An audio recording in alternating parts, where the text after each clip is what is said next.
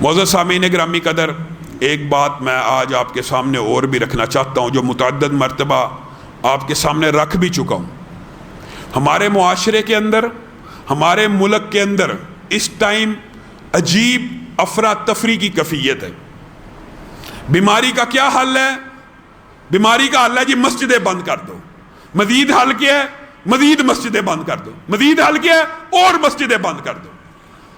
اچھا، اور حل کیا؟ لاک ڈاؤن کر دو۔ مزید حل لاک ڈاؤن بڑھا دو۔ کتنے دن؟ 14 دن۔ پھر کیا حل ہے؟ 28 دن۔ پھر کیا حل ہے؟ مزید 28 دن۔ پھر کیا حل ہے؟ مزید 28 دن۔ یہ آج کل ہماری کل عقل غلامی میں بدل جاتا ہے قوموں کا ضمیر، یہ آج کل ہماری کل عقل ہوئی ہے۔ یہ حل ہے؟ کون ایسا بندہ جو گارنٹی دے کہ 14 دن پہلے دن سے یہ سوال کر رہے ہیں، 28 دن، 2 مہینے، 3 مہینے؟ یہ تو ایسا معاملہ چل رہا ہے جیسے انہوں نے ساری لاک ڈاؤن کے علاوہ حل ہی کوئی نہیں۔ ایسی سائنس کے اوپر پھر تف ہے۔ یہ WHO کو، ان سارے اداروں کو بند ہو جانا چاہیے۔ وائرس جس صابن سے مر جاتا ہے، جو وائرس صابن سے مر جاتا ہے، تم اس کی دوائی ایجاد نہیں کر سکتے، تم اپنے اداروں کو تالا لگا کے یہاں سے نکل جاؤ۔ یہ عجیب و غریب حل پیش کرتے، اور حل بھی منافقانہ۔ اللہ معاف کرے، فرقہ واریت اور تعصب نہیں پھیلانا چاہتے، کیونکہ ہم یہ سمجھتے ہیں، ہمارا یہ عقیدہ نہ ہو کہ بیماری اللہ کی مرضی سے لگتی ہے، تو ہم بھی الزام لگائیں کہ ان لوگوں کی وجہ سے جنہوں نے ایران کا بارڈر پار کیا ان کی وجہ سے بیماری لگی۔ ہم یہ اس لیے نہیں کہتے، ہمارا عقیدہ ہے کہ بیماری اللہ کی مرضی کے بغیر نہیں لگ سکتی، لیکن تعصب کی فضا دیکھیے۔ آج 21 رمضان ہے، پورے پاکستان کے اندر جو SOPs تھے، جو لاک ڈاؤن تھا، مسجد کے امام گرفتار، SOPs کی خلاف ورزی پہ مسجدوں کے اماموں کے خلاف مقدمے اور جلوس نکل رہے ہیں یوم علی کے اوپر، ہزاروں کی تعداد میں۔ ان کے اوپر مقدمہ نہیں، ان کو انتظامیہ سیکورٹی فراہم کر رہی ہے۔ یہ منافقت ہے کہ نہیں؟ یہ کہاں آپ نے کل، اور ڈاکٹرز بھی، میں یہ بات کہنا چاہتا ہوں، میرے بہت سے بھائی ڈاکٹر بیٹھے میں، ان کو تان و تشنیع نہیں، کچھ ڈاکٹر مسیحا ہیں جو فرنٹ لائن سولجرز کا کردار ادا کر رہے ہیں، لیکن چند بدبخت ایسے بھی ہیں،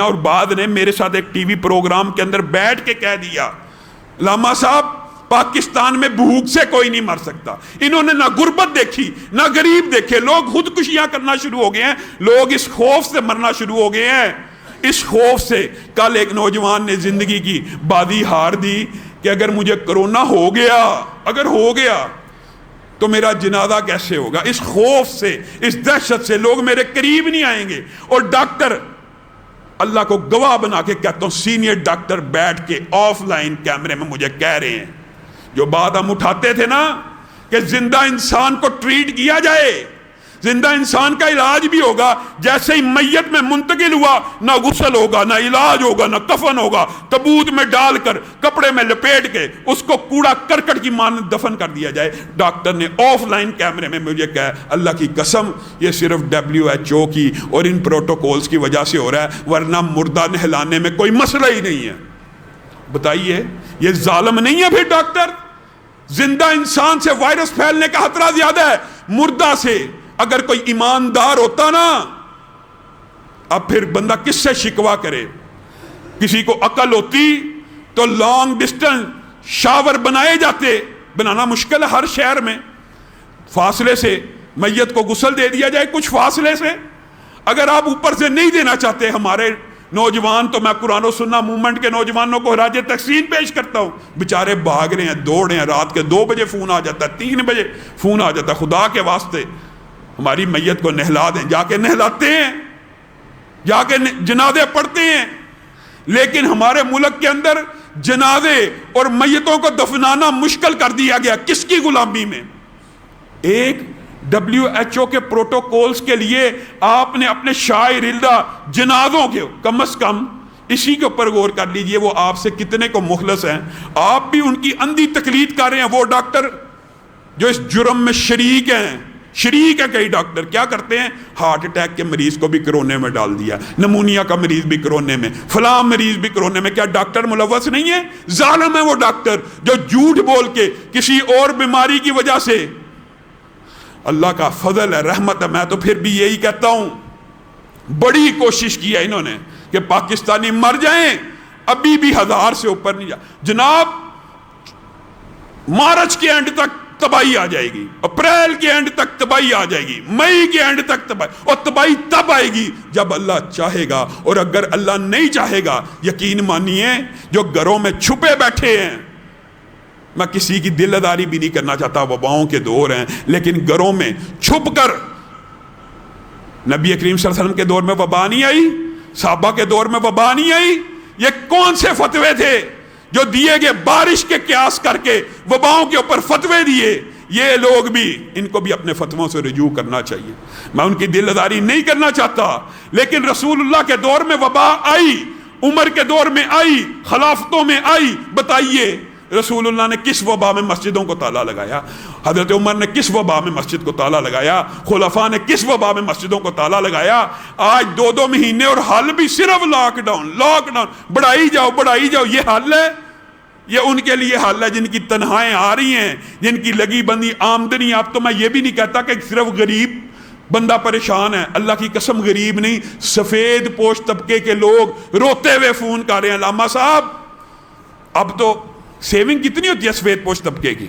مزدور کی تو ایک دن کی بھی نہیں ہوتی، اس کی تو ایک دیہڑی نہ لگے وہ اگلے دن چل نہیں سکتا، لیکن سفید پوش طبقے نے بھی کیا جوڑا ہوتا ہے؟ 1 مہینے کا، 2 مہینے ہو گئے، 3 مہینے ہو گئے آپ کو۔ ہم خان صاحب کو یہ بات کہتے ہیں، آپ لاک ڈاؤن کا یہ جو فیصلہ ہے کھولنے کا، اس کے اوپر جم جائیے، پوری قوم اس فیصلے میں آپ کا ساتھ دے گی۔ اور یہ جو مذہبی منافرت پھیلانے کی بات ہے نا کہ ایک طبقے کو ہر قسم کے جلوس کی آزادی ہو، اور مسلمان کے اہل سنت کا جو پاکستان میں اکثریت ہے اس کو نہ اعتکاف بیٹھنے دیا جائے، نہ مسجد میں آنے دیا جائے، نہ کندھے سے کندھا ملانے دیا جائے، اس دوگلی پالیسی کو ختم کریں بازاروں کے اندر۔ اور یہ بھی میں بات بتا دوں، SOPs کا کریں، احتیاط کریں، لیکن یہ حل نہیں ہے۔ کون سا ایسا ڈاکٹر ہے جو گارنٹی دے کہ 20 دن 30 دن 1 سال لاک ڈاؤن کر لیں، ایک مریض بھی بچ گیا، کیا گارنٹی ہے دوبارہ نہیں پھیلے گا؟ ایک ہی گارنٹی ہے، اللہ کی قسم، ایک ہی در ہے، ایک ہی آستانہ ہے جس سے مسلمان بیماریوں سے بچ سکتا ہے، وہ رب کا آستانہ ہے، وہ رب کا دربار ہے، وہ رب کا۔ جو گھروں میں چھپے ہوئے تھے، میں طنز نہیں کر رہا، جتنے کرونا کے مریض ہیں نا ان میں سے اکثریت وہ ہے جو گھروں میں آئسولیشن میں اپنے آپ کو چھپا کے بیٹھی ہوئی تھی، مسجدوں سے دور تھی۔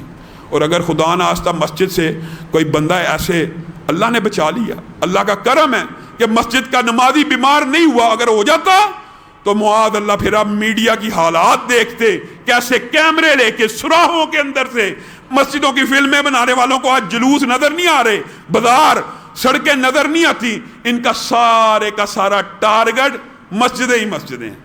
اللہ تعالیٰ ان کو بھی عقل سلیم سے نوازے، اور اللہ تعالیٰ پاکستان کے اندر سے یہ وبا ختم فرمائے۔ اللہ نے فضل کر دیا ہوا ہے، یہ جو مرضی ڈراتے رہیں، خوف و خراس ایک اتنی بری عادت ہے، آپ نے معاشرے کے اندر سے اس کو بھی ختم کرنا ہے۔ اور ہم حکومت سے مطالبہ کرتے ہیں کہ جتنے کرونا کے مریض، اگر ان اول تو اتنے واقعات آ چکے ہیں جعلی اور جھوٹے، کوئی بندہ کسی مرض سے مر رہا ہے اس کو کرونا میں ڈال دیا گیا، بالفرض آپ نے یہ میتوں کو کرونا کے کھاتے میں ڈالنا، تو بھی آپ ان میتوں کے غسل کا انتظام کریں۔ اگر آپ کے پاس ڈاکٹر غسل دینے والے موجود نہیں ہیں، ہمارے لڑکے جا کے غسل دے کے آئیں گے، آپ انتظام کیجئے، ایک SOPs بنائیے کہ میت کو ایسے غسل دینا ہے۔ ہمارے لڑکے بغیر ان SOPs کے بھی آج غسل دے رہے ہیں۔ تو اگر آپ ایک کمرہ بنا دیں، دور سے شاور سیٹ بنا دیں، یہ کوئی کام مشکل ہے؟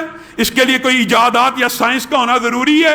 آپ نے سائنس کے اندر تو ویکسین ایجاد کرنی ہی نہیں، اور ان کو تکلیف بڑی ہوتی ہے، کفار کے خلاف بددعا کر دی، انہوں نے ویکسین ایجاد کرنی تھی۔ یہ بدبختوں نے انڈیا کے اندر مقبوضہ کشمیر میں ایسا لاک ڈاؤن کیا ہوا ہے، ان کو کیا، ان کا ضمیر نہیں جاگے گا؟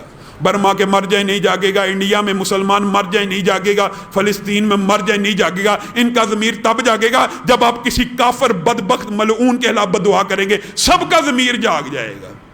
اللہ تعالیٰ نے دو وعدے گروہ اور طبقات بنا دیے ہیں. میری علماء سے بھی درخواست ہے اور گزارش ہے, آپ رجوع کر لیجئے, رجوع کا ٹائم کھلا ہے.